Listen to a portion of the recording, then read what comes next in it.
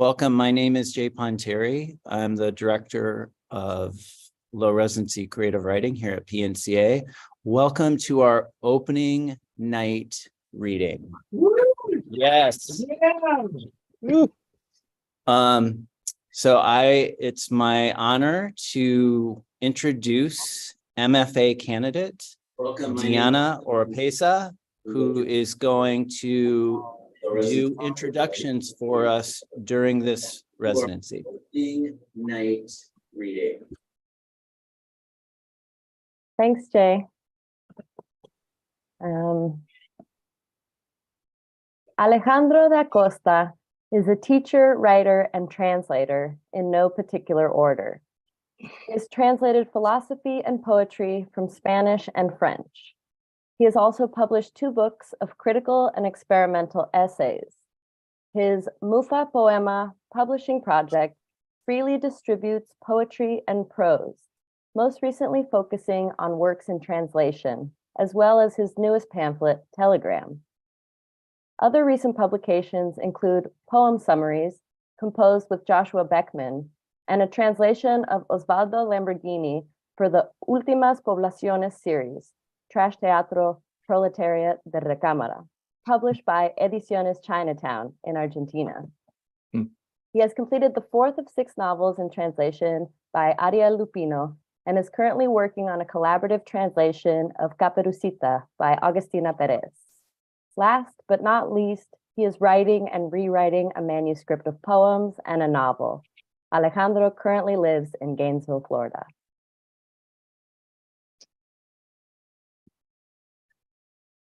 Thank you, Diana. It's wonderful to be here on the first night. Great to read with Alison again. This is part of the novel.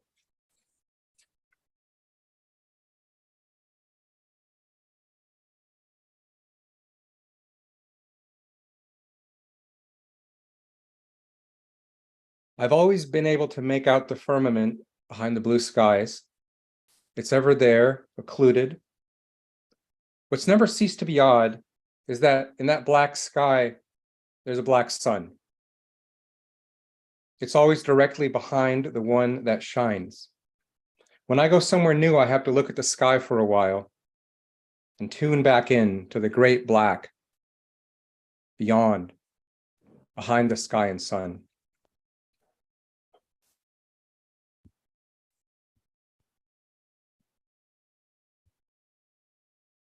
I gazed off into the horizon beyond the dark hills of the Hawthorne Prefecture as I made my way to the 102 Industry Library.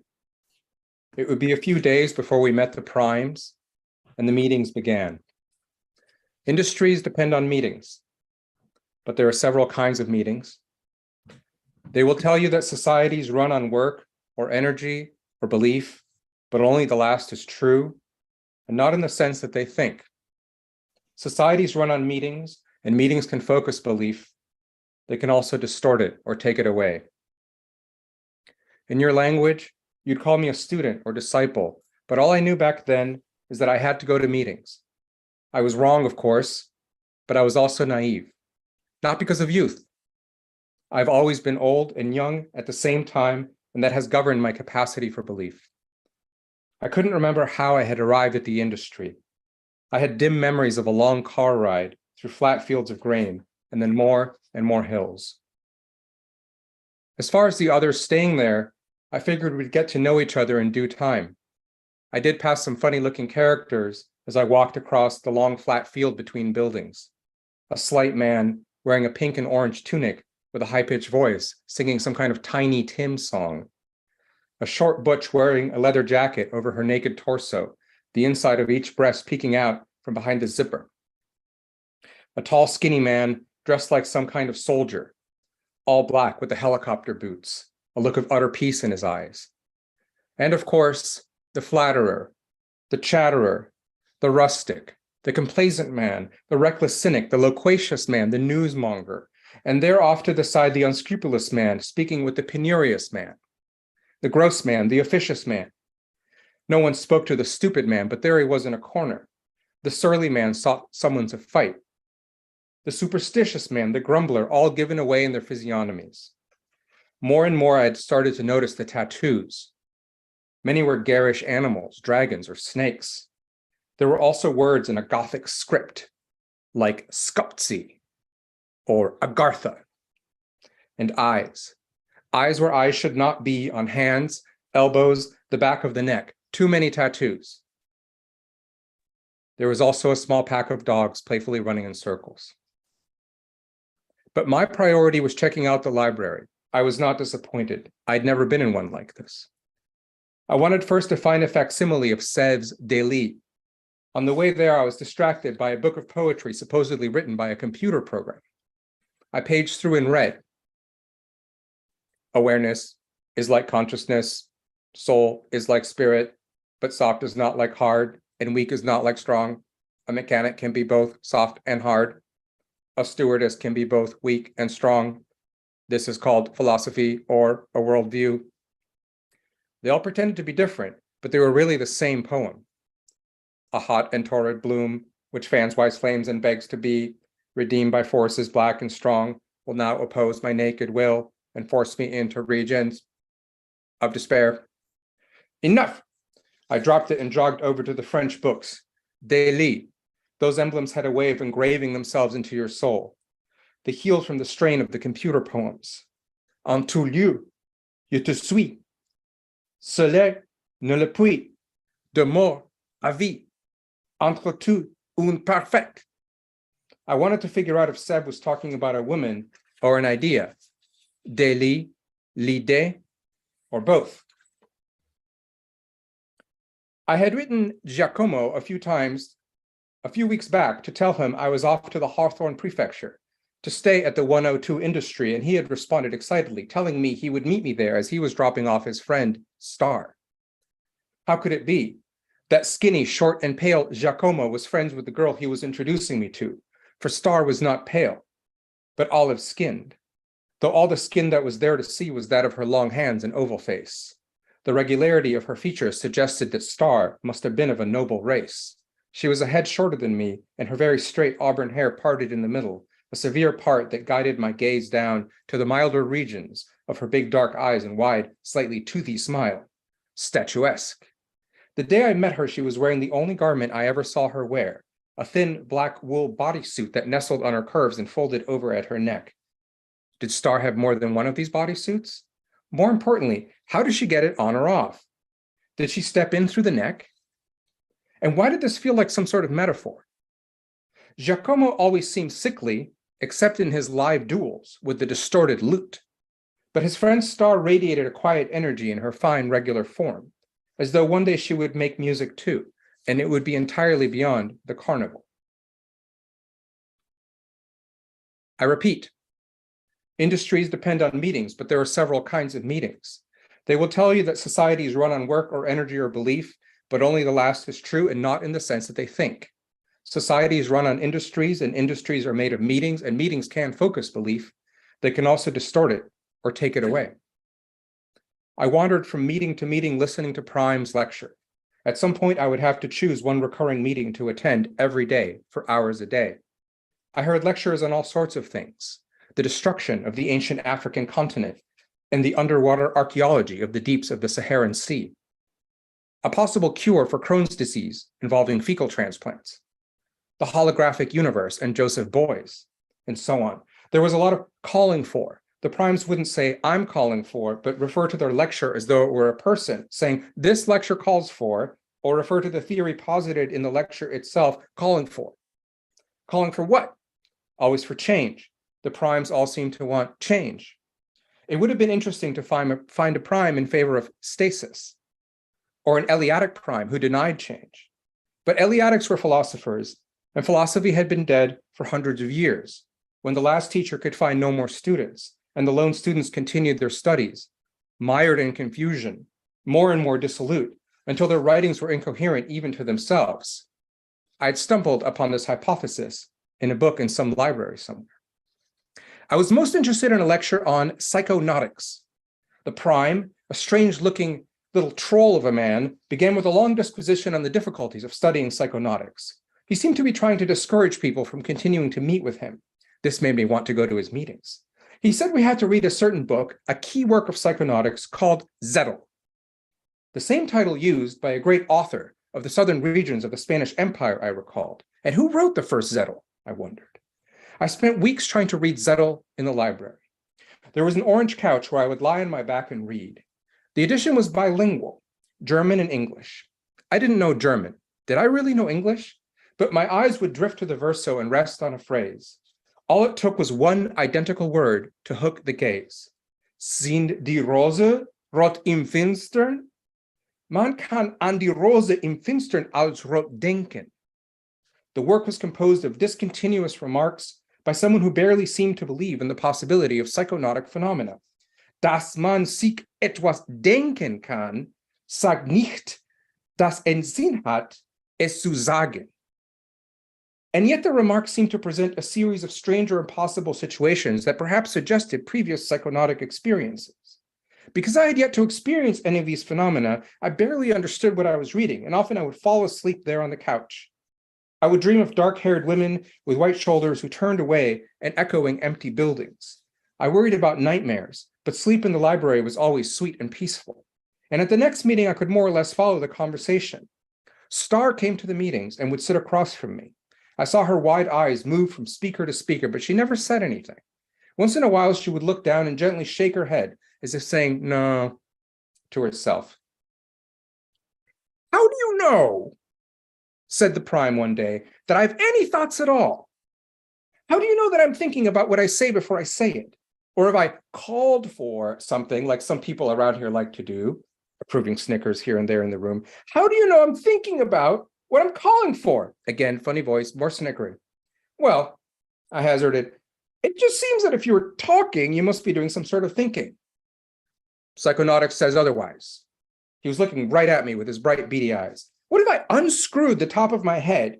His hand moved into the suggested position and began tugging at the skin on his bald head. And it was a hollow gourd filled with feathers. At that point, the room with Star and everyone else fell away. It was just a little troll of a man staring at me, and I could see at first a shadow and then thin grooves in a circle at the top of his skull.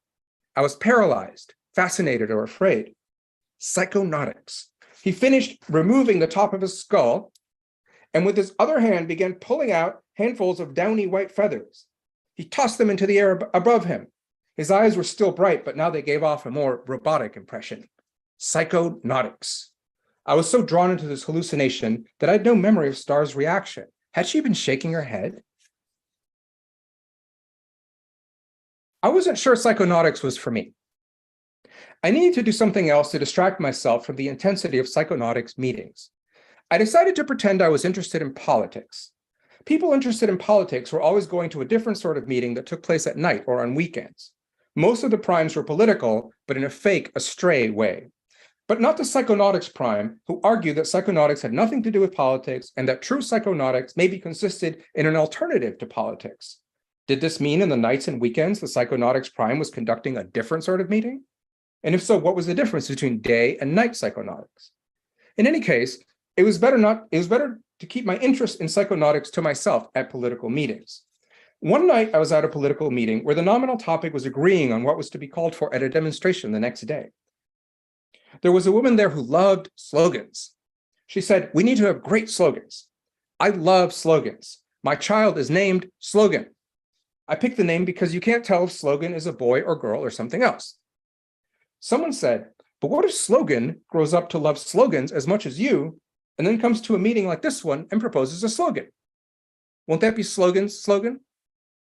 The woman was dumbfounded for a minute and furrowed her brow as she seemed to be formulating a retort. But the squat man with a large nose and tiny round glasses who was in charge of the meeting turned to me and said, don't you go to psychonautics meetings? I nodded yes. What does psychonautics say about redistribution? Redistribution of what? I asked. He shook his head. What about revolutionary violence? I shrugged. I haven't gotten to that part of Zettel yet. I said dryly. I've studied Zettel closely and can guarantee you that there's nothing in it about revolutionary violence, said a stocky guy in a sweater. Why do you need psychonautics to explain or justify violence? If you want revolutionary violence, go try it and see what happens, I said offhandedly. The squat man acted as if I hadn't spoken and persisted in his questioning. What does psychonautics say about justice?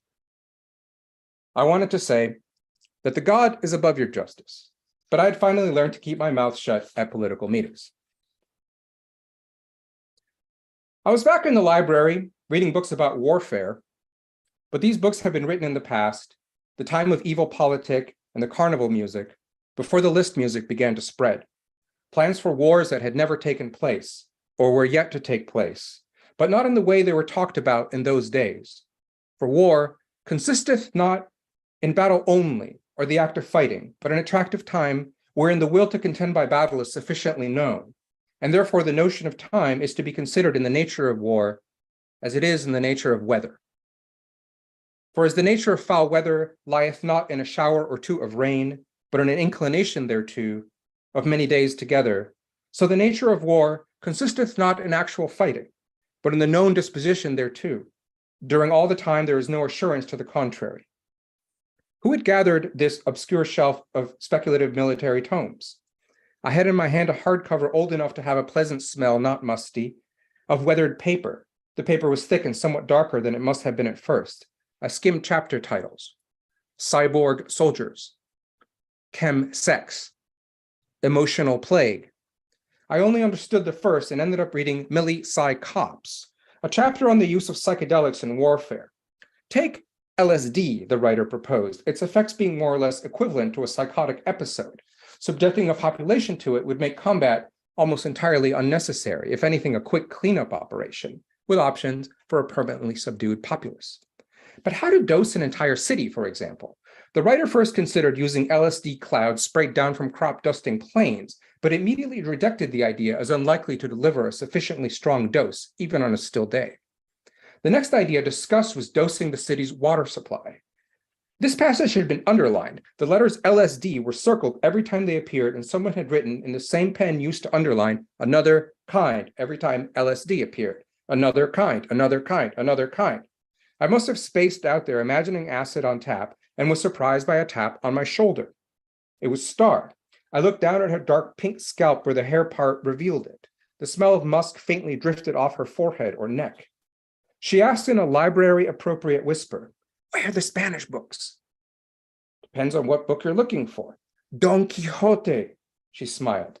"But Star doesn't speak Spanish," I thought. She reached out an arm clad in black wool, and her olive hand came to rest above my elbow. She gently pushed me forward and smiled, nodding her head diagonally as she maintained her gaze. "Let's go." And I took us to the Spanish area.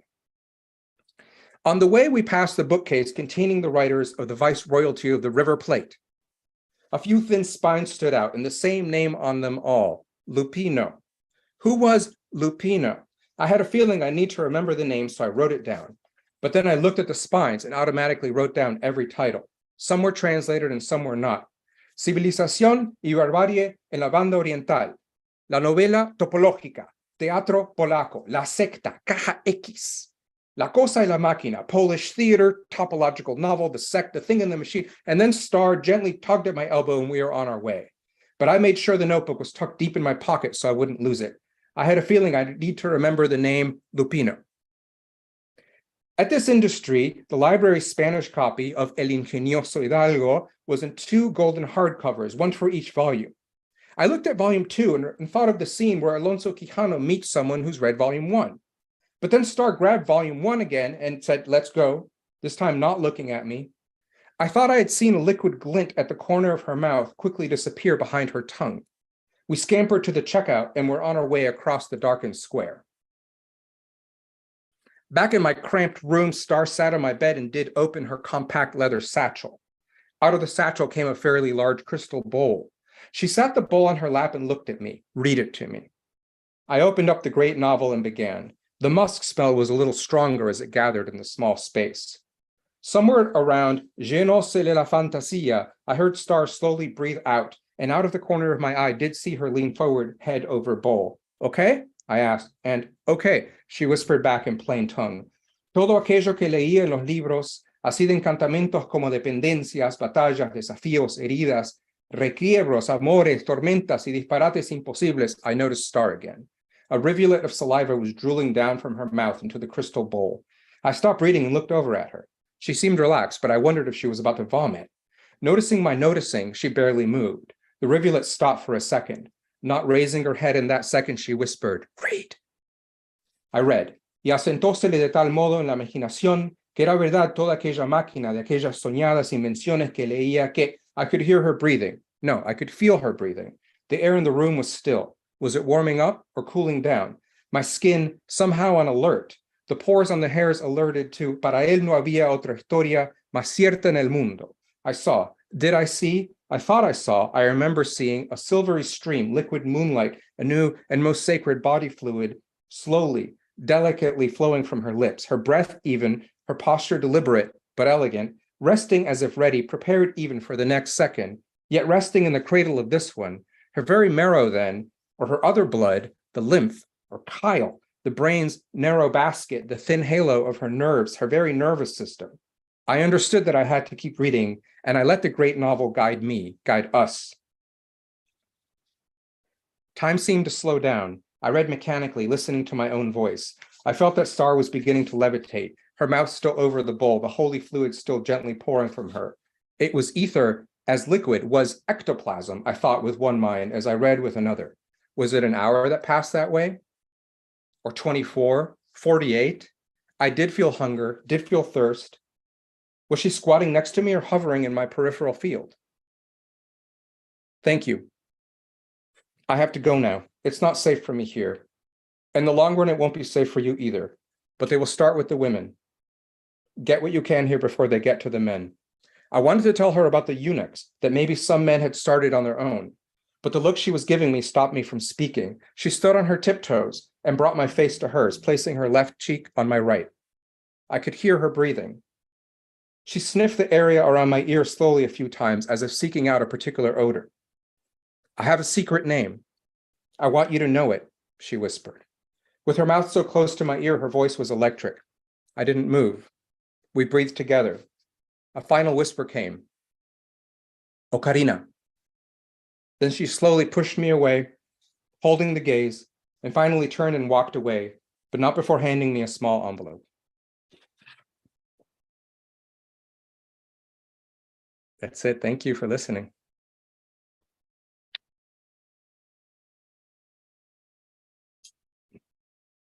Woo!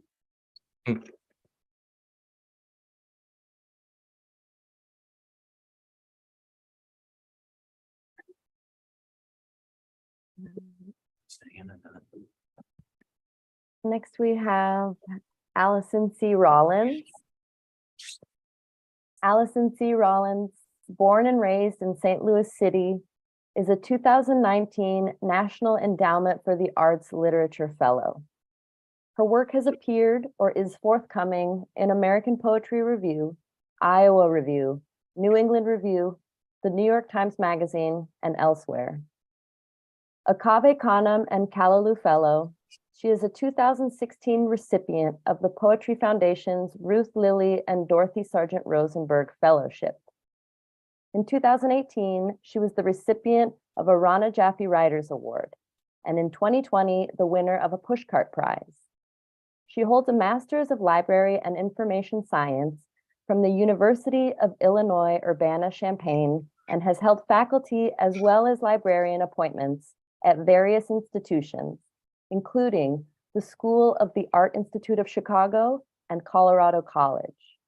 Her debut poetry collection, Library of Small Catastrophes, Copper Canyon Press, was a 2020 Hurston Wright Foundation Legacy Award nominee.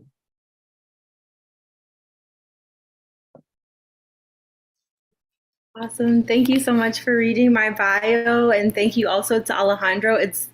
Maybe this is the second or third time at least that we've read together, and I always really look forward to so much about Alejandro's work and process and methodology. So it's really a delight. I was going to try to read from 3 different works in progress across 3 different genres, if you will, even though I consider them all bleeding into each other.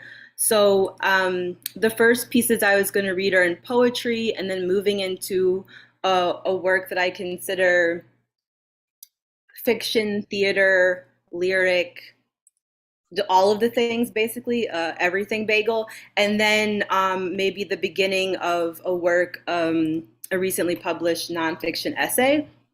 What guides all of the work is my current obsession and curiosity with bells.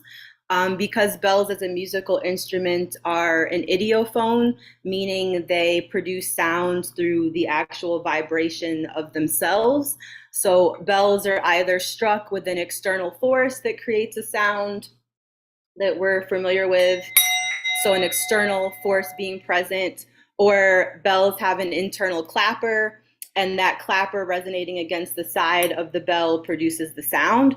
So the physics, which is the extent of my like physical scientific brain, is one of curiosity to me in terms of the body, in terms of process and craft, and in terms of sonics.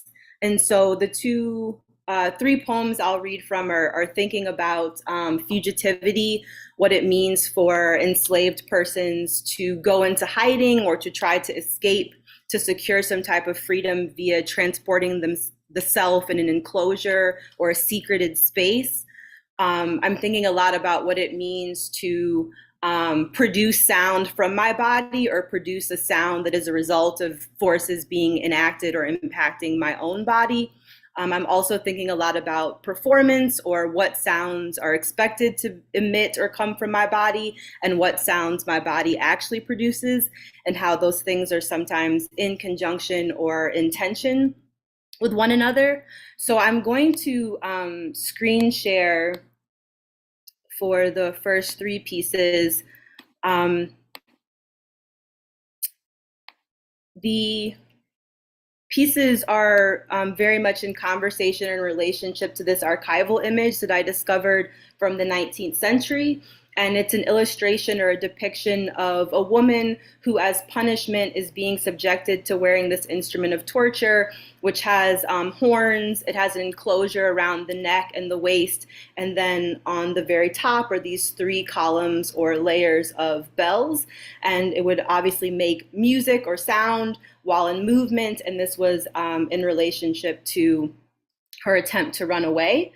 So I've constructed a similar kind of a pseudo version of this in a steel yard in Providence, Rhode Island, and wear it in performance, but it's not good for travel. So it is in Rhode Island and I'm in Wisconsin, but I typically wear that while reading these poems, but I'm just going to read them. And they're in conversation with each other. So the first poem is called "A Bell is a Messenger of Time." To be performed with bells on.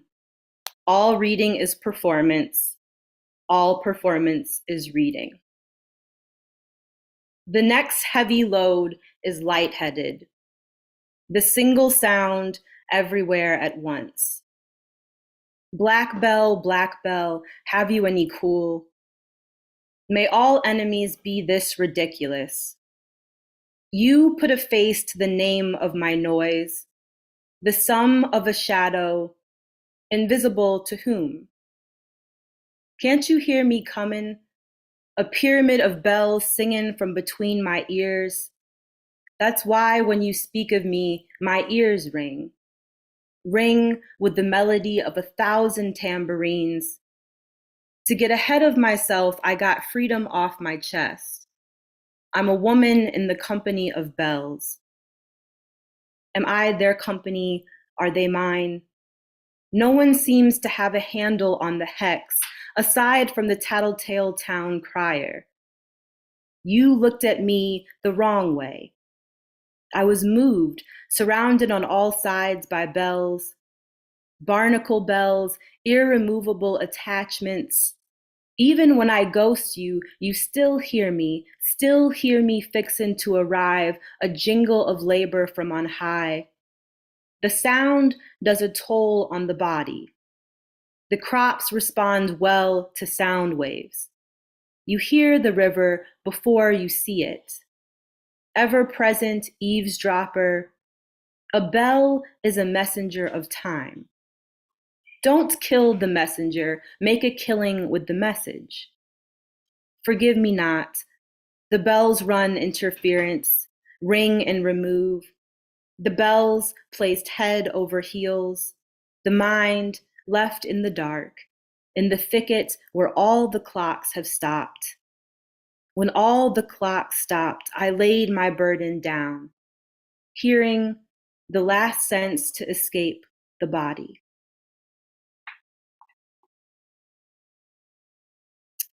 Okay, and then the piece in conjunction or union with it is called A Bell is a Bearer of Time. To be performed with bells on. All writing is performance. Some performance is writing.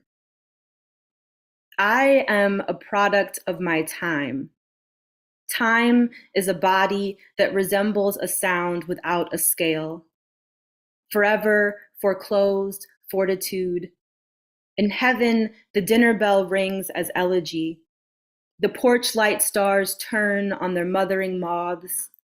Betrayal takes at least two, and wherever two or more are gathered, I am there in their pulsating timber. To hear is to hunger for the gendered race of sound. In my mist, loneliness listens. In confidence, I am secreted away. I was today years old when I learned the truth.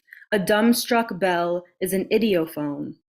The strike made by an internal clapper or an external hammer, a uvula, that small flesh, conical body projecting downward from the soft palate's middle, vocal, vibrating vulva. I am less a writer who reads than a reader who writes. Therein lies the treble clef of conviction. Come now to the feast of hearing, where Hortense J. Spillers gives a sermon. We address here the requirements of literacy as the ear takes on the functions of reading. Call me bad news bearer, bearer of bestial becoming. Some may find me titillating. Could I bear to write such a scattered text? Can you barely make out my handwriting? More evidence that loss has limbs, the clawed syntax, the muzzled grammar. Don't be afraid. Kill me with your language. Learn how to mark my words. Okay, and then for the last poem, it's a visual diagram poem that has 3 columns. And in a perfect world, I've performed this a variety of different ways by cutting up each of the stanzas and having audience members through a particular process reorganize or rearrange the piece, and then I read it in that particular form. So I'm just going to read it through in 2 columns, which is the least interesting way, but this at least through screen sharing gives you some sense of like the visual capacity of it. The fact that it's kind of a map to be read across, diagonal, around, starting over, going back. It has diagrams. So it's a fun one. It's titled Hymn of Escape, and it has an epigraph from Langston Hughes. This is from his essay, The Negro Artist in the Racial Mountain. And the epigraph reads, "We build our temples for tomorrow, strong as we know how, and we stand on top of the mountain, free within ourselves." A poem is built like a box, each stanza a 4-cornered room. Throbbing temples make headway for freedom. A decision tree is a black body planted right side up. A box is made in the image of its maker's mountain. If life in a box is a pretty life, was Henry Box Brown pretty? Does a pretty boy make a handsome man?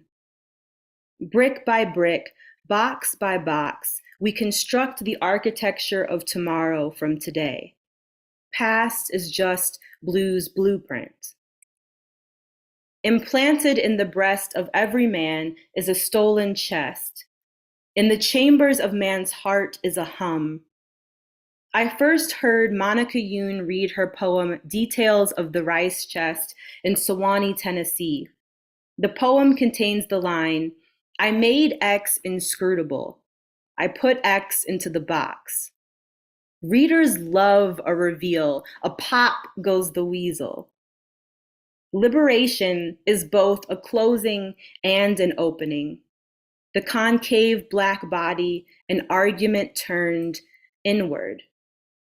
My mother is claustrophobic in tight spaces. As a child, my father threw his brother down the basement stairs in a box. Boys will be boys, never manly, never more, never, ever. To escape is to sing. The television is sometimes called an idiot box, from the Latin for private person, from the Greek idios, meaning one's own. Chinese boxes are made in such a way as to show the relationship of inclusion. I am fluent in English only. Neither Korean people nor Chinese people refer to themselves as Korean or Chinese. A nation is a secret. The fugitive wishes to be left as they are found. A woman, a loophole. A girl, a troubled treble clef. See Harriet Jacobs hiding in plain sight, running in place, secreted in crawl space of 9 feet by 7 feet, 3 feet at the highest point. A garret is poetic justice. A poem requests an audience of none or a body of water.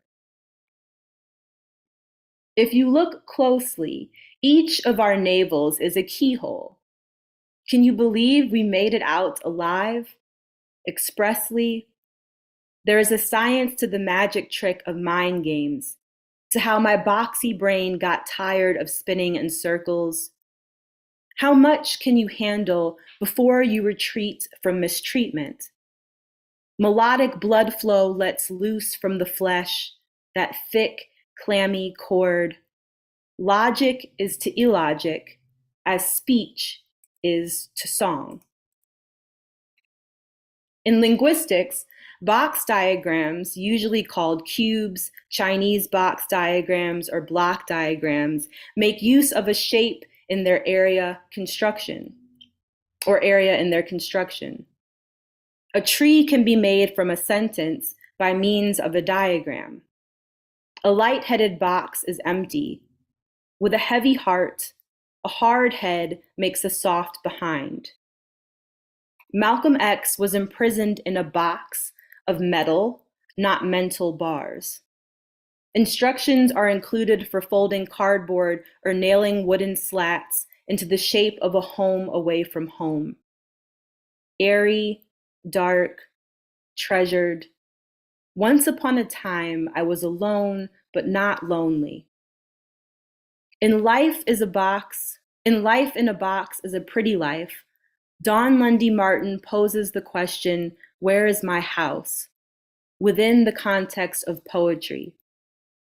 It is not Dawn Lundy Martin, but the poem's speaker, beatbox, who must show themselves.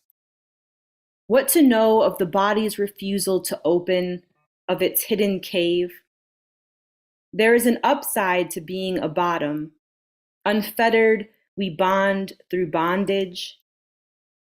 Is a dead language worth studying? I am learning hieroglyphics at Brown at the age of 34. I learned of Gerard Manley Hopkins' coining of in-stress and inscape via the Chinese-Scottish writer J.G. Ying. To only be one's own in an enclosure is idiotic. A hymn is a song or ode in phrase or honor of God, a nation, etc. The inclusion of one element in another is a constituent. The inclusion by one element of another is a construction. A boy is a voice box, a larynx, a safe house. A man is a windowless wall the human frame hangs on. America is far from beautiful. Buried alive inside a seashell of myself, shadowed nostalgia, nationhood, the man cave I exited. See Henry Box Brown in box 3 feet by 2 feet long, 2 feet and 6 inches high, labeled as dry goods. Imagine the angels of bread boxes. Brown had only 1 bladder of water and a few biscuits. To express yourself, don't turn water into wine. Instead, mail your tears with the express purpose of misrecognition, optical illusion.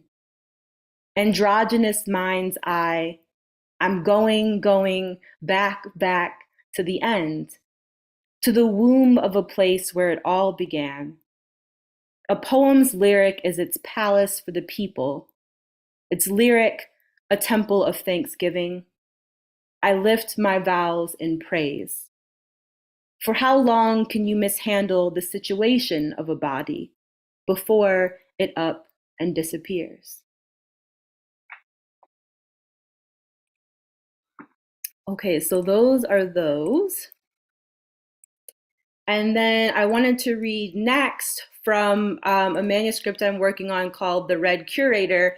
And I don't know what time is anymore in living, but a couple of residencies or so ago, my partner, Nate Marshall, and Jay Ponteri, our program director, I had them read in different voices of this manuscript, and I didn't want to burden them with that labor again. So I'm just going to read as all the voices. But the manuscript takes place in the body of a wolf inside of an animal or a wolf's belly. And there's a figure called the curator, who is the caretaker and person in charge of raising a child called an artist. And so I use the manuscript as a way to kind of create biomythography about my own relationship to writing, to publishing, to making, and also fictionalizing what it means to be a creative or to imagine, and one's relationship to being in the world in terms of whether we view that as parasitic, whether we view that as being in conjunction or communion with living things, with living beings, or whether we are merely, parasitic is the best word I can think of in nature in terms of our taking. So I have some drawings that I've made, and I've been tasked with, I was working with a visual artist who told me I should create a mini puppetry set. So that is in the works. When I increased my paper mache skills to build an actual mini set of a wolf with these figures inside, but it's just my reading at the moment. So it has a little bit of a prelude, a letter written posthumously by the curator, and then goes into the text itself. The book is dedicated to Dionne Brand, to her as a human being, to her work, specifically her work, The Blue Clerk, and the manuscript is titled The Red Curator. It was red inside the wolf, not dark, but bright red. A red reading room, if you will. The curator uses the wolf's ribcage as an archive, each bone a shelf. The crimson-cloaked curator is with child. The child is a work of art. The child is becoming an artist. The artist is indebted to the curator. The curator will be survived by the artist. The curator and the artist look after each other. The dispossessed as possessed, to have and to hold in the hold of a wolf.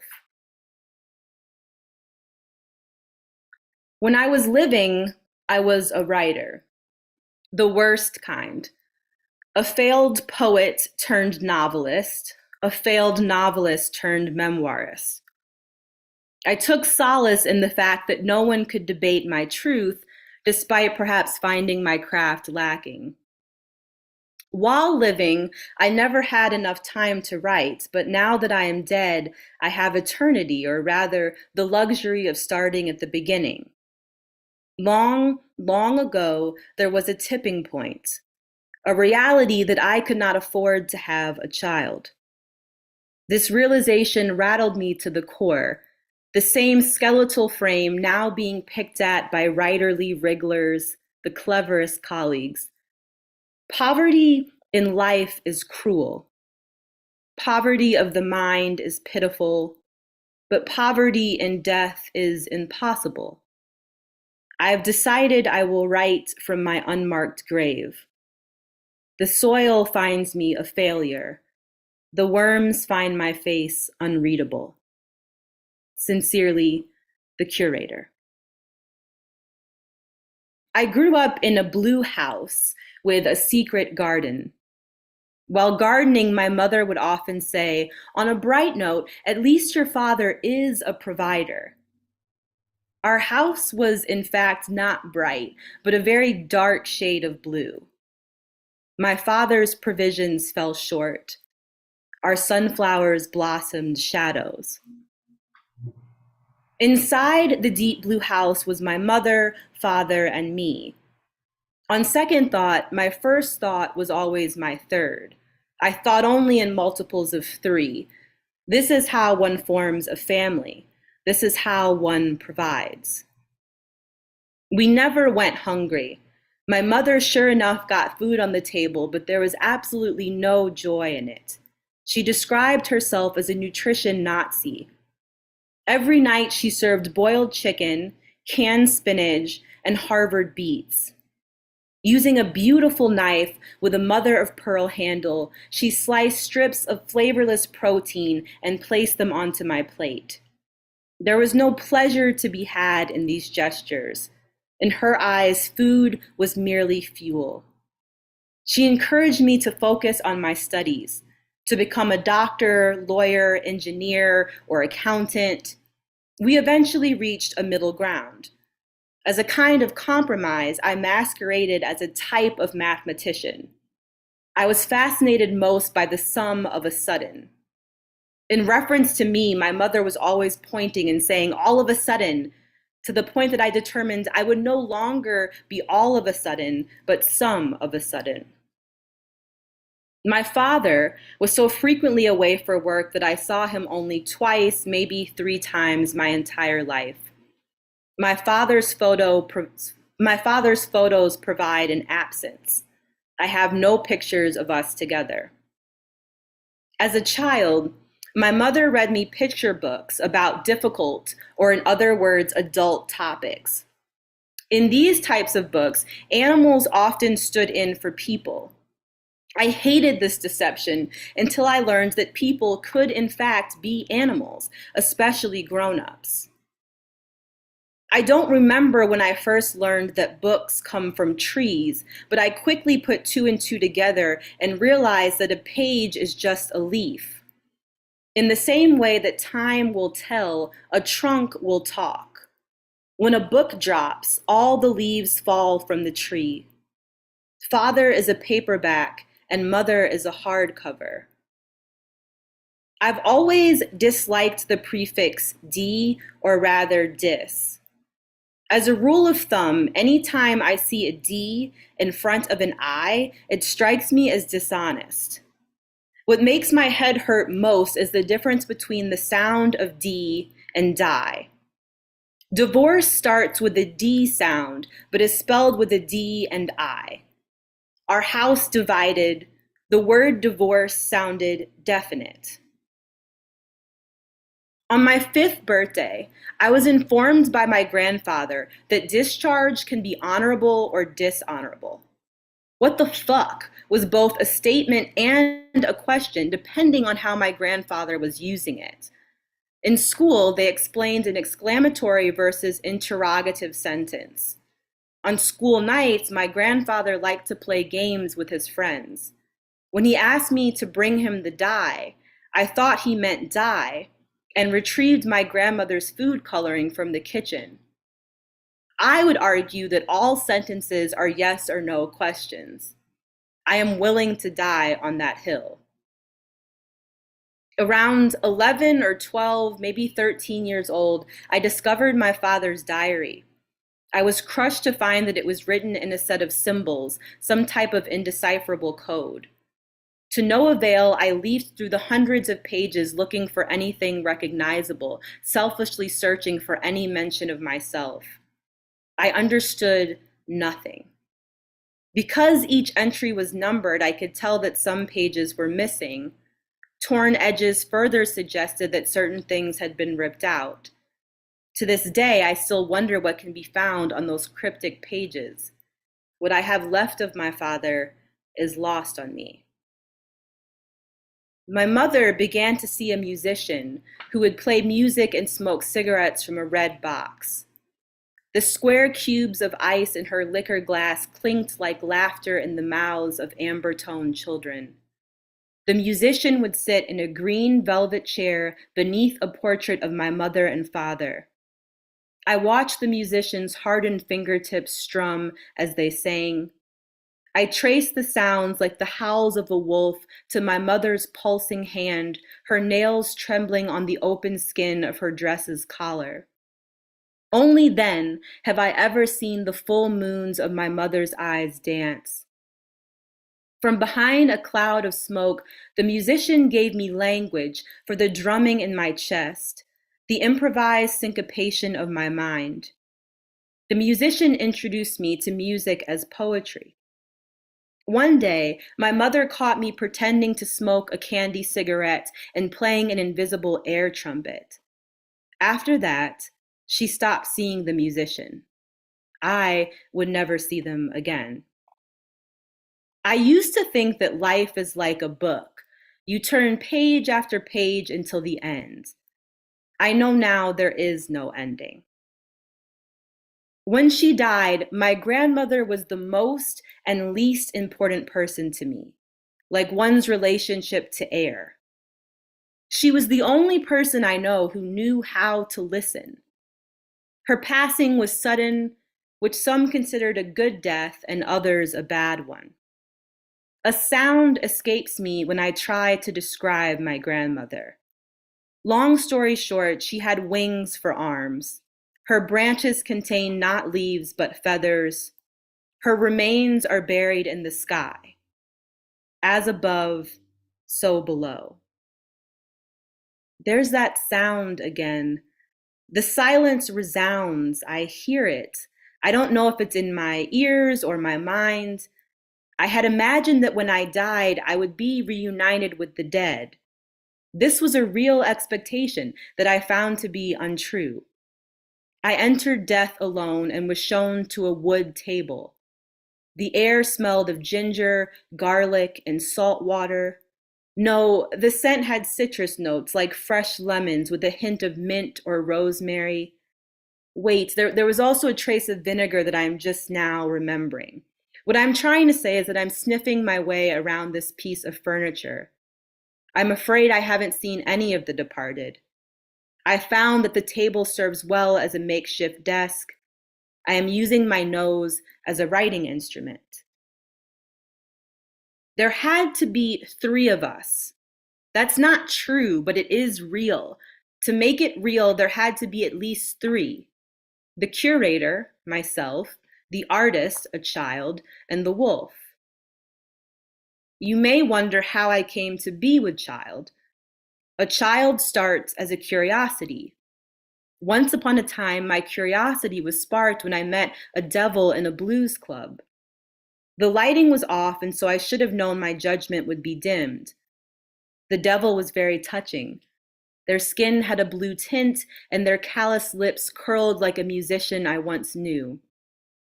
When they whispered in my ear something I will not now repeat, I heard echoes of a howling wolf. Life with the devil was heated, a kind of hot and cold passion that feels like taking supper by an open window in the winter. They kept saying they had the blues, and so I offered to take them off their hands. In turn for this kindness, the devil promised they could make me a successful author. On one condition, I would have the blues forever. Over time, it became too much to hold, the weight no longer sustainable. One morning, I decided to set the blues down for a while. Headed to work, on my way out of the door, I slung the blues off my back. I let my sore muscles rest as I rode the elevator. By lunchtime, the aches had eased. By early evening, my shoulder blades had finally relaxed. I returned home from work to find that the devil had left the water running from every faucet in our home. My books floated like seashells through the hallway. My notebook sat soaked in the kitchen sink. My words watered down like the target of a police hose. The blues had been removed from the entryway. The devil too was gone. I lost all my life's work, but did not drown. I swam on, pregnant with expectation. The curator pretends they are living in a post-color world, a realm of red singularity. The curator has both a limited and vast imagination. A nation is made via the imagination of its people. A word contains a world. A nation is a worldview, a smaller view of the larger world. The curator views the wolf as a nation state. The artist is the state of the nation. Given that the architecture of truth is not structurally sound, you might be curious regarding the wolf's dimensions, the actual size of the space the artist and curator came to occupy. It is impossible to say. However, a lack of knowledge equates to an abundance of possibility. Imagine the room of the wolf has infinite corners. The sky of the wolf reads red today. The sky of the wolf read red yesterday. The sky of the wolf will read red tomorrow. The ceiling of my childhood bedroom held glow-in-the-dark stars that my mother taped up using my father's ladder. In bed, beneath the quilt my grandmother made from snatches of blue, gray, and yellow, I would stare up at this man-made sky and imagine. In the top of the wolf's stomach, I carved the alphabet. If it's any consolation, the wolf felt no pain. I made language astronomy, no astrology, starry letters a scientific myth. I wanted the artist to wake up each day and dream. A curator makes constellations. What is that line with a top and bottom? It is called I. What is that one called? The letter B. And that letter there? C. An artist is childlike in their curiosity. I never taught the artist how to read or write. It was safer that way. The lettered sky was risky enough. The red light inside the wolf is from the sun. The sun is a lamp, a potato-powered light bulb. The curator has fashioned this light source using only one large potato, 2 pennies, 2 zinc-plated nails, 3 pieces of copper wire, and a red light bulb. It would seem the light comes from the curator's hands. The curator is the light. Light does not illuminate. It only looks for things to illuminate. Great. And as it is 9 p.m. Central Time, I think I'll stop there, and then maybe I could continue the discussion of the essay in my talk with Tyrone later, but that gives a little bit of a snippet of the work. Alison, thank you so much. Awesome reading. Alejandro, thank you. Tomorrow night, we have Pupe Misagi and Tyrone Williams. We'll see you then. Thanks all.